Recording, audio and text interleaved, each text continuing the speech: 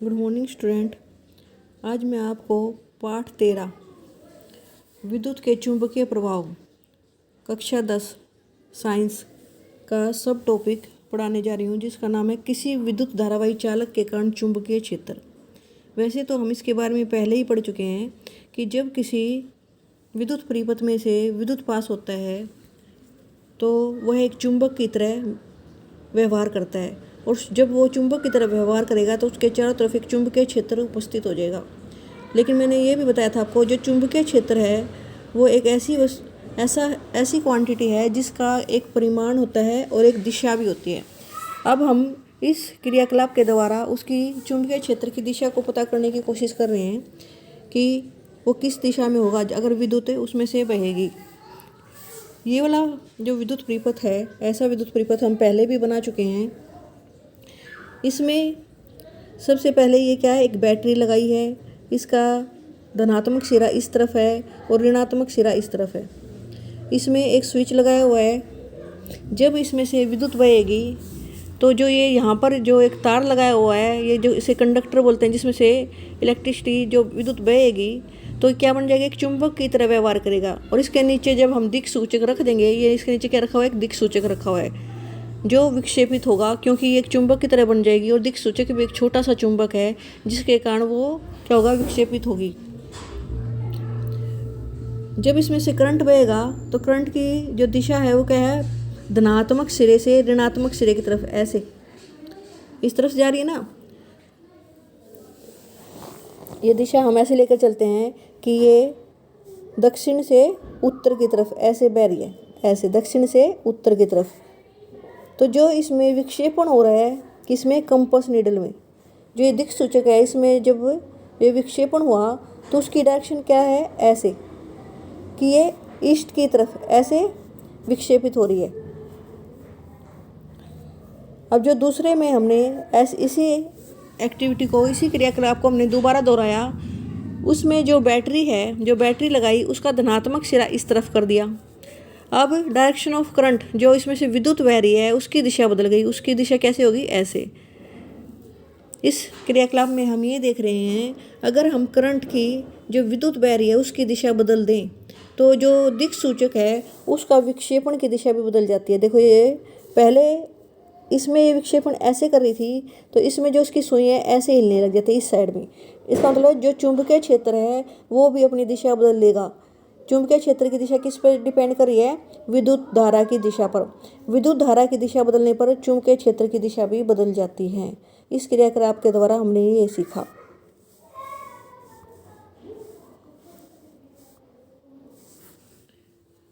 जो नेक्स्ट है वो है सीधे चालक से विद्युत धारा प्रवाहित होने के कारण कैसा चुंबकीय क्षेत्र बनेगा। अब एक सीधा चालक है, सीधा मीन्स जो परपेंडिकुलर 90 डिग्री के एंगल पर खड़ा हो। जो 90 डिग्री के एंगल पर एक चालक खड़ा है, इसमें हमने जो चालक लिया है वो कैसे लिया है, सीधा, जो 90 डिग्री के एंगल बनाते हुए खड़ा है। अब एक विद्युत परिपथ बना रहे हैं। विद्युत परिपथ बनाते टाइम हमें क्या क्या चाहिएगा, एक बैटरी ये लगा रखी है, जो ये एमीटर है। एमीटर क्या करता है, एमीटर एक ऐसा उपकरण है जो इसमें से बहने वाली विद्युत की मात्रा को नापेगा। ये है परिवर्ती प्रतिरोध। ये इसमें विद्युत की मात्रा को कम या ज़्यादा करने के लिए एक पर्टिकुलर जगह हम सेट कर देंगे तो विद्युत की मात्रा जो इस परिपथ में से बह रही है उसकी मात्रा को भी ये सेट कर देगा कि कितनी बहनी चाहिए। इसमें एक स्विच लगाया हुआ है। आपको विद्युत परिपथ बनाने आने चाहिए। इसमें एक जो स्विच है ये क्या करेगा, अगर हम इसमें कुंजी लगा देंगे तो इसमें से बिजली बहने लग जाएगी, विद्युत बहने लग जाएगी। कुंजी हटा देगी तो इसमें से विद्युत नहीं बहेगी। इसमें एक गत्ता लगाया गया है। गत्ते को कैसे लगाया है, जो इसका जो चालक है ना वो उसके बीच में लगे, चालक के बीच में छेद करके ये गत्ता यहाँ सेट किया है, और उसके ऊपर यहाँ क्या डाला है, लोह चूर्ण। अब जैसे ही इसमें से विद्युत गुजरेगी तो जो चालक है चुंबक की तरह व्यवहार करेगा, और चुंबक की तरह व्यवहार करने के कारण जो इसके ऊपर ये लोह चूर्ण डाला हुआ इस गत्ते पर, वो एक पैटर्न बनाएगा। कैसा पैटर्न बनाएगा, जैसा नीचे दिखाया हुआ है, ऐसे गोल गोल यूँ इस तरह से व्यवस्थित हो जाएगा लोह चूर्ण। ऐसे क्यों व्यवस्थित हो गया, क्योंकि जो ये चालक है ये एक चुंबक की तरह व्यवहार करेगा और उसके चारों तरफ एक चुंबकीय क्षेत्र बन जाएगा। और चुंबकीय क्षेत्र जब बनता है तो चुंबकीय क्षेत्र रेखाएं देखने के लिए कहाँ से कहाँ तक, कैसे उसकी डायरेक्शन, उस चुंबकीय क्षेत्र की एक दिशा भी होती है ना, तो उस दिशा को दिखाने के लिए ये समकेंद्रित कैसे वृत्त बन गए, लौह चूर्ण के समकेंद्रित वृत्त बन गए। उनका समकेंद्रित वृत्त वे होते हैं जिनका केंद्र तो एक हो लेकिन वृत्त उसके चारों तरफ ऐसे बने हुए हैं।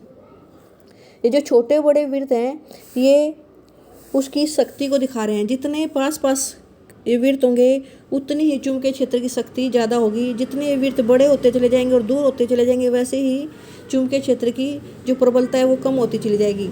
और ये दिशा भी दिखा रहे हैं, जब इसमें से विद्युत बह रही है तो देखो ये इस तरह से इसकी दिशा दिखा रही है। एरो लगा के क्या दिखाया हुआ है, दिशा कि चुंबकीय क्षेत्र की क्या दिशा होगी, इस तरह से।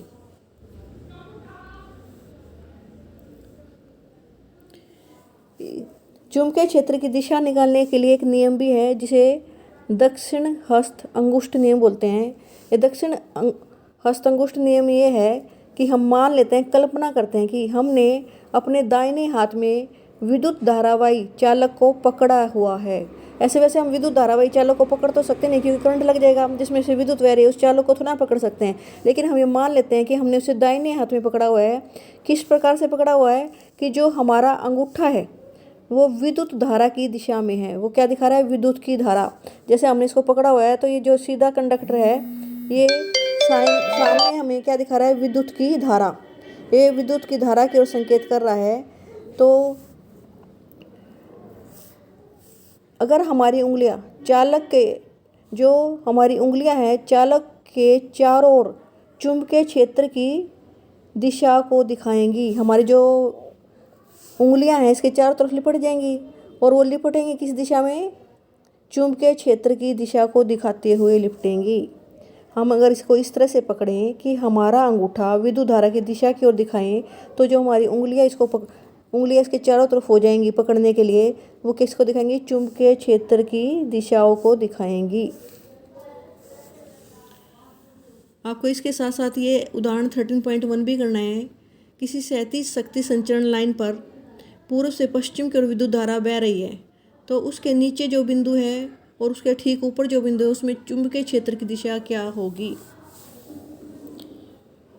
अब इसमें विद्युत धारा कहाँ से बह रही है, पूर्व से पश्चिम की ओर। हम दक्षिण हस्त अंगुष्ठ नियम यूज करेंगे तो नीचे जो बिंदु है उस पर चुंबकीय क्षेत्र की दिशा क्या होगी, उत्तर से दक्षिण। और जो ऊपर वाले तार पर, उस तार के ऊपर जो बिंदु है उस पर चुंबकीय क्षेत्र की दिशा क्या होगी, दक्षिण से उत्तर। इस तरह से हम इसमें दक्षिण हस्त अंगुष्ठ नियम लगाएंगे।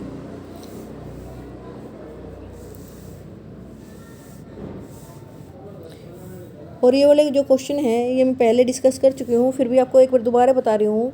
किसी छड़ चुंबक के चारों ओर चुंबकीय क्षेत्र रेखाएं खींचें। आपको एक छड़ चुंबक बनाना है और उसके चारों ओर क्या खींचना है, चुंबकीय क्षेत्र रेखाएं। तो कैसे, नॉर्थ जो उत्तरी ध्रुव है उससे निकलते हुए और दक्षिणी ध्रुव में विलीन होते हुए दिखानी है ऐसे। ये हमने ये एग्जाम में कई बार बनाना आ जाता है, इसे इम्पोर्टेंट मानकर चलना। नॉर्थ से निकलेंगी और साउथ में क्या होंगी, एमर्ज। अगर इस साइड दिखाओगे आप नॉर्थ से साउथ तो इस साइड एरो लगेंगे। इसके जो एरो हैं उसका ध्यान रखना आपने, नॉर्थ से निकलती और साउथ में जाती हुई, साउथ की तरफ आती हुई साउथ में ये विलीन हो जाती हैं। चुंबकीय क्षेत्र रेखाओं के गुण की सूची बनाइए। आपने देखा कि जो चुंबकीय क्षेत्र रेखाएं हैं उत्तरी ध्रुव से निकलती हैं और दक्षिणी ध्रुव में विलीन हो जाती हैं। पहला तो उसका यही गुण है। दूसरा, चुंबकीय क्षेत्र रेखाएं एक पूरा वक्र होता है, ये आधा अधूरा नहीं होता, चुंबक के अंदर दिखाई नहीं देता लेकिन पूरा गोल वक्र होता है ये इसका दूसरा गुण है। चुंबकीय क्षेत्र रेखाएं एक दूसरे को कभी नहीं काटती, ये इसका तीसरा गुण है। तीसरा क्वेश्चन है, दो चुंबकीय क्षेत्र रेखा एक दूसरे को प्रतिच्छेद क्यों नहीं करती। जो चुंबकीय क्षेत्र रेखाओं का मैंने अभी आपको गुण बताया कि वे एक दूसरे को कभी नहीं काटती, तो इसने पूछा है कि चुंबकीय क्षेत्र रेखा एक दूसरे को क्यों नहीं काटती। अगर वे एक दूसरे को काटेंगी तो उस प्रतिच्छेद बिंदु पर अगर हम ये दिक् सूचक रख दें तो वह वहाँ पर दो दिशाएं दिखाएंगी कि यहाँ पर दो दिशा हैं। अगर वे एक दूसरे को काटेंगे तो उस पर जैसे ही हम दिक् सूचक रखेंगे तो वो वहाँ पर दो दिशाएं दिखाएगा और ये कभी पॉसिबल नहीं होता, हमेशा दिक् सूचक एक ही दिशा दिखाता है। तो चुंबकीय क्षेत्र रेखा इसलिए एक दूसरे को कभी नहीं काटती। आज हम इतना ही करेंगे। इस चैप्टर को आप रीड कर लेना और ये चुंबकीय क्षेत्र रेखाएं बना कर देखना और इस तरह के जो विद्युत परिपथ दे रखे हैं इनको भी आप बनाकर इसकी प्रैक्टिस करना। Okay student.